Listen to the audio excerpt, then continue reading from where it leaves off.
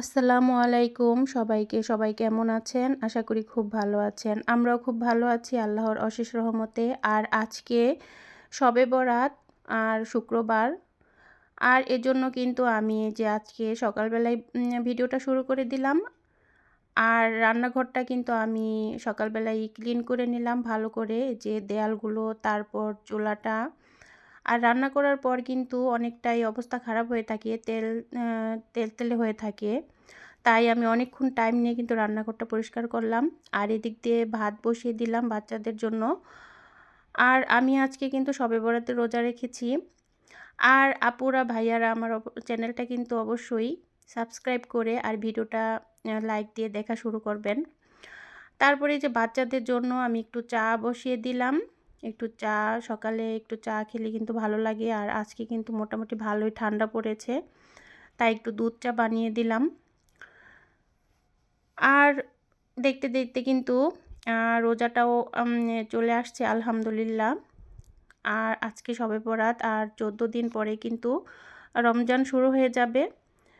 তো আল্লাহ পাক সবাইকে রমজানের ভালোভাবে রমজান মাসে রোজা রাখার তৌফিক দান করুক। তারপর এই যে এখানে কিন্তু আমি চা পাতা দিয়ে দিলাম, চিনি, দুধ।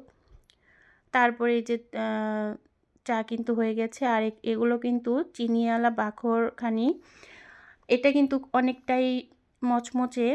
আর এটা দিয়ে কিন্তু চাটা খেয়ে নিল আমার দুই ছেলে।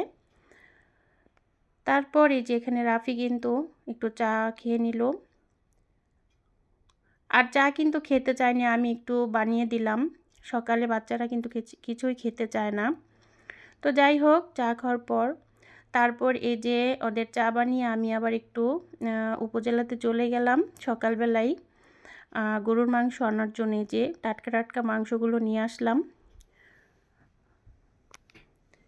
আর সকাল 8টা বাজে গিয়ে দেখি অনেকটাই কিন্তু মাংস শেষ হয়ে গেছে। তো যাই হোক, এতটুকু মাংসই কিন্তু আমি নিয়ে আসলাম, এখানে 2 কেজি মাংস। তারপর আজকে কিন্তু আমি এই যে মাংস রান্না করব। আর মাংসগুলো আমি কেটে ধুয়ে পরিষ্কার করে নিলাম, পেঁয়াজ কেটে নিলাম, এখানে জিরা বেটে নিলাম।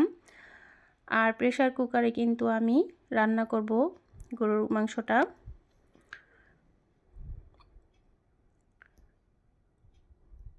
আর এখানে কিন্তু আমি এই যে প্রেসার কুকার বসিয়ে তারপরে তেল দিয়ে পেঁয়াজটাও দিয়ে দিলাম। পেঁয়াজটা ভাজা হলে আমি একে একে করে ময় মশলা দিয়ে দেব। আর পেঁয়াজটা ভাজার সময় কিন্তু একটু লবণ দিয়ে দিলাম, এতে করে কিন্তু পেঁয়াজটা ভালোভাবে ভাজা হবে। আর আজকে শবে বরাতের উপলক্ষে কিন্তু আমি তেমন কিছুই বানাইনি। আমি একটু গরুর মাংস রান্না করেছি আর একটু পিঠা তৈরি করেছিলাম, ছিট পিঠা। তো যাই হোক, গরুর মাংসটাই আপনাদের সাথে শেয়ার করলাম রান্নাটা। আর এই যে পেঁয়াজটা ভাজা হলে কিন্তু আমি এই যে এখানে আদা বাটা আর জিরা বাটাও দিয়ে দিলাম। তারপর এই যে এখানে গরম মশলা গুঁড়ো, তারপর দিয়ে দিব এখন এই যে হলুদ, মরিচ আর ধনিয়া গুঁড়ো একসাথে।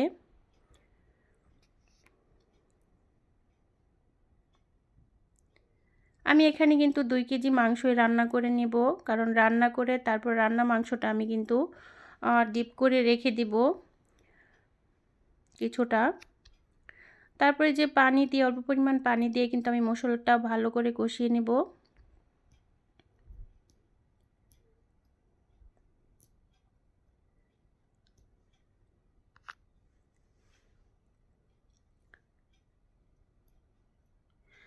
তারপরে যে ঝরানো মাংসগুলো কিন্তু আমি দিয়ে দেব, দিয়ে ভালো করে নেড়ে। আর আমি এখানে কিন্তু অল্প করে 3 পিস আলু দিয়েছি। আমার বাচ্চারা কিন্তু আবার গরুর মাংসতে যে আলুটা সেটা পছন্দ করে, বেশি দেইনি। তো মাংসটা ভালো করে কষানো হলে তারপরে আমি ভালো করে কষিয়ে নিব মাংসটা। তারপর কিন্তু অল্প পরিমাণে পানি দিয়ে আমি এটা সিটির জন্য বসিয়ে দেব।